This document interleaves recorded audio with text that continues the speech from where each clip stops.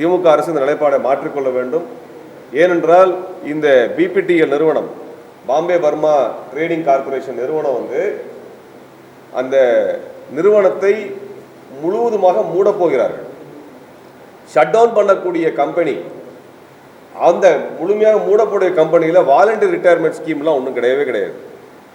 விருப்ப ஓய்வு என்கின்ற ஒன்றை செல்லுபடியாகாது. கம்பெனியை மூட போறான்ற இடத்துல எப்படி விருப்ப ஓய்வு வரும்? ஒரு நிறுவனத்தில் ஒரு 5 தொழிலாளர்கள் 10 தொழிலாளர்கள் அல்லது ஒரு கணிசமான சதவீதமாக இருக்கிறவங்க விருப்ப ஓய்வு பெறலாம். ஆனால் ஒரு கம்பெனியை விருப்ப ஓய்வு எப்படி பெறும்? எப்படி செல்லுபடியாகும்? எந்த தொழிற்சங்க விதிக்கு உட்பட்டது? அது எந்த தொழிற்சங்கத்தில் எந்த தொழிலாளர் நல விதிக்கு உட்பட்டது, சட்டத்துக்கு உட்பட்டது? ஒரு கம்பெனியில் இருக்கக்கூடிய 500 பேரும் விருப்ப ஓய்வு கொடுத்து கம்பெனியை மூடுறாங்களா? இது எப்படி அமைச்சர் அவர்கள் கேள்வி கேட்கல? தொழிலாளர் நலத்துறை அமைச்சர் ஒருத்தர் இருக்கார் இல்லையா, அவர் கேட்கணுமா இல்லையா? ஒரு கம்பெனிக்கு அத்தனை பேருமே விருப்ப ஓய்வு கொடுத்துருவாங்களா? 2 வருடத்துக்கு முன்பு ஃபோர்டு நிறுவனம் அந்த நிறுவனத்தை மூடுறேன்னு அறிவிச்சாங்க, ஷட் டவுன் க்ளோஷர் அறிவிச்சாங்க.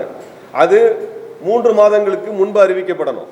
அந்த 3 மாதங்களுக்காக அந்த தொழிலாளர்களுக்கு அவர்களுக்கான சம்பளத்தை கொடுக்கணும்.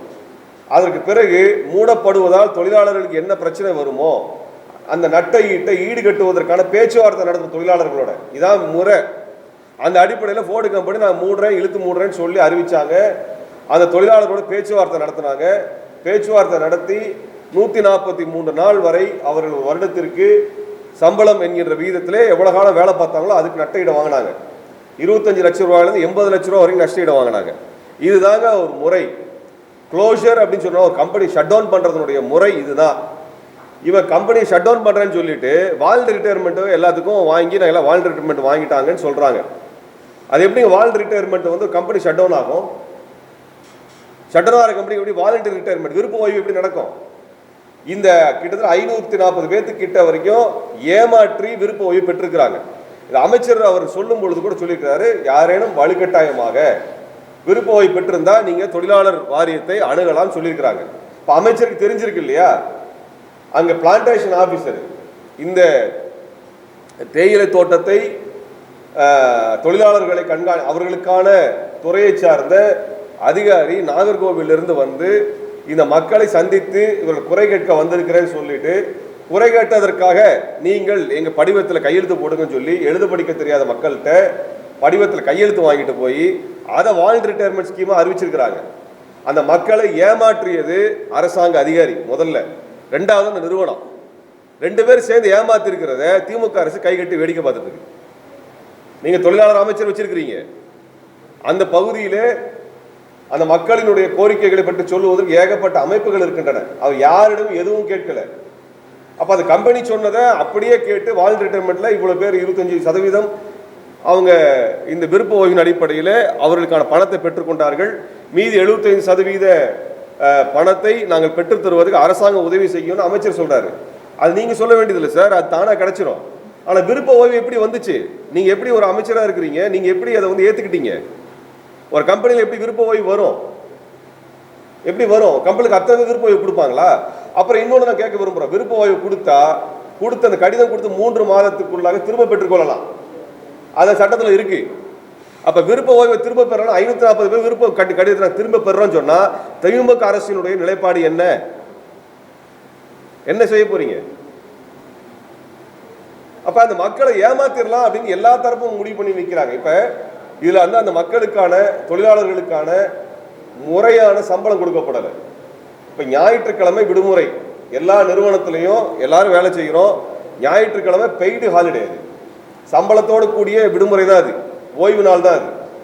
ஆனா மாஞ்சோலை தொழிலாளர்களுக்கு ஞாயிற்றுக்கிழமை சம்பளம் தர்றதில்லை. அதே போல அரசு விடுமுறை நாட்களுக்கு சம்பளம் தர்றதில்லை. இப்படி கணக்கு எடுத்துட்டோம்னா அவங்க சம்பளம் தராம ஏமாத்தினதை எடுத்தோம்னால 20 வருடம் வேலை செய்தவருக்கு கிட்டத்தட்ட 8லிருந்து 10 லட்சம் ரூபாய் ஏமாத்திருக்கிறாங்க. 10 லட்சம் ரூபாய் ஏமாத்திருக்காங்க.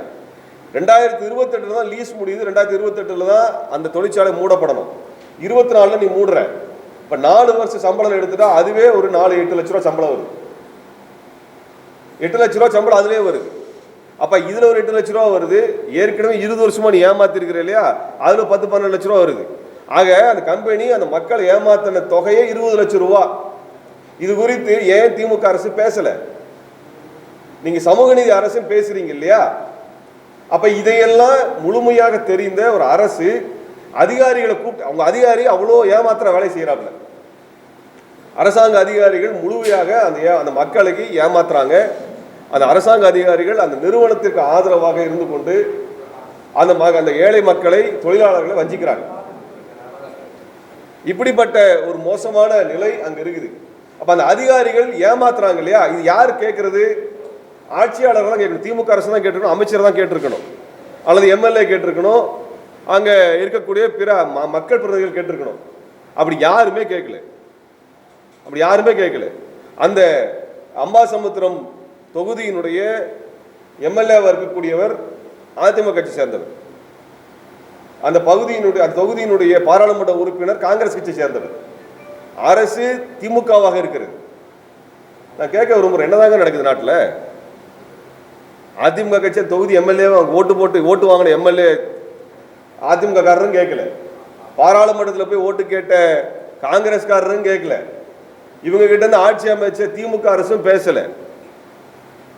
நாங்க தான் எல்லாத்துக்கும் எதிர்கட்சின்னு சொல்லிட்டு இருக்கக்கூடிய பாஜக வாயை திறக்கல. அல்லது இந்த திராவிடத்தால வீழ்ந்தோம், யாரு தமிழன் இல்லைன்னு சொல்லி வீரவசனம் பேசிட்டு இருக்கக்கூடிய நாம் தமிழரும் வாயை திறந்து பேசல. எல்லா கட்சியும் ஓட்டு மட்டும் வாங்கியிருக்காங்களே ஒழிய அந்த மக்களுக்கு வாயை திறந்து அந்த மக்கள் உரிமை குறித்து, அதாவது இது சட்டப்பூர்வமான உரிமைகள் குறித்து ஒருத்தர் பேச தயாரா இல்லை, ஒருத்தருக்கும் போராடுறதுக்கு துணிச்சல் இல்லை. அதிமுக அரசு என்ன சொன்னார், எடப்பாடியார் என்ன சொன்னார், அவரும் எதிர்கட்சிக்காரர். திமுக அரசு இது குறித்து முறையான நிவாரணத்தை அறிவிக்கல. அந்த அதிகாரிகள் அந்த மக்களை ஏமாத்தி இருக்கிறாங்க. அந்த ஏமாத்தின அதிகாரிகள் மீது எந்த நடவடிக்கை திமுக அரசு எடுக்கல, அமைச்சர் பேசல. அப்ப ஆளுங்கட்சியில் எதுவுமே நடக்கலன்னா எதிர்கட்சி என்ன செஞ்சிட்டு இருக்குது, எடப்பாடி என்ன செஞ்சிட்டு இருக்கிறாரு அப்படிங்கிற கேள்வி வரும்ல. அவர் என்ன சொன்னாரு, நாங்க சட்டசபையில் கவன ஈர்ப்பு தீர்மானம் கொண்டு வரோம்னு சொன்னார். கள்ளக்குறிச்சி பிரச்சனை வந்ததுக்கு அப்புறம் அதை பற்றி பேசவே இல்லை. இப்ப வரைக்கும் அதிமுக எந்த நிலைப்பாடு எடுக்கல. அவ திமுகவும் முறையான நிவாரணத்தை அறிவிக்கல. அந்த கம்பெனி ஏமாத்திட்டு இருக்கிறான். நேற்றைக்கு அந்த திமுக அரசு மதுரை நீதிமன்றத்தில், உயர் நீதிமன்றத்தில் அந்த பிபிடிஎல் நிறுவனம், மாஞ்சோலை நிறுவனம் 1140 கோடி ரூபாய் நிலுவை வைத்திருக்கிறார்கள், தமிழ்நாடு அரசுக்கு தர வேண்டிய அந்த வரி தொகையை கட்டாமல் வைத்திருக்கிறார்கள் என்று நேற்றைக்கு அரசே ஆவணத்தை கொடுத்துருக்குது. நான் கேட்கிறேன், ஒரு தமிழ்நாடு அரசு போன்ற பலம் வாய்ந்த ஒரு அரசாலேயே அந்த கம்பெனிகிட்ட இருந்து பணம் வாங்க முடியல, அவங்களுக்கு தர வேண்டிய சட்டப்பூர்வம் வர வேண்டிய அந்த தொகையை வாங்க முடியல. 1140 கோடி ரூபாய் ஒரு அரசாங்கம் வாங்க முடியல. சாதாரண தொழிலாளி எப்படி வாங்குவான்? இப்ப அரசாங்கத்தை ஏமாற்றக்கூடிய கம்பெனியை ஏன் அரசு, திமுக அரசு தட்டி கேட்கல? ஏன் எதிர்கட்சிக்காரங்க பேசல? ஏன் காங்கிரஸ் கட்சி பேசல? ஏன் பாரதிய ஜனதா கட்சி பேசல? ஏன் நாம் தமிழர் போன்று நாங்க தான் மூன்றாவது பெரிய கட்சி சொல்லக்கூடியவங்க பேசல? எந்த கட்சியுமே பேசல. ஏன்னா பிபிடிஎல் நிறுவனம் 30 வருஷமா பிஜேபி கட்சி ஆரம்பிச்ச நாள்ல இருந்து அந்த கட்சி வளர்வதற்கான 30 ஆண்டு காலமாக தொடர்ச்சியாக நன்கொடை கொடுத்தது பிபிடிஎல் நிறுவனம் தான். பாம்பே பர்மா கம்பெனி தான் 30 ஆண்டுகளுக்கு மேலாக அவர் நன்கொடை, அதிக அளவு நன்கொடை கொடுத்த கம்பெனி. அதனால பிஜேபி பேசாது. பேசுறேன்னு சொன்ன எதிர்கட்சியாக இருக்கக்கூடிய அதிமுக வாயை திறந்து இது வரைக்கும் பேசல. நாங்க பெரிய கட்சி, மூன்றாவது பெரிய கட்சி சொல்லக்கூடிய நாம் தமிழர் இது வரைக்கும் பேசல. சமூக நீதி காக்குகிறோம் என்று சொல்லக்கூடிய திமுகவும் எதுவும் செய்யல. இந்த நிறுவனம் தொடர்ச்சியாக ஏமாற்றிக் கொண்டிருக்கிறது. பாதகம் செய்பவரை கண்டால் நாம் பயங்கொள்ளலாகாது பாப்பா, மோதி மிதித்து விடு பாப்பா, அவர் முகத்தில் உமிழ்ந்து விடு பாப்பா. அண்மை செய்திகளை உடனுக்குடன் தெரிந்து கொள்ள இணைந்திருங்கள் இயம்நாடு தொலைக்காட்சியுடன்.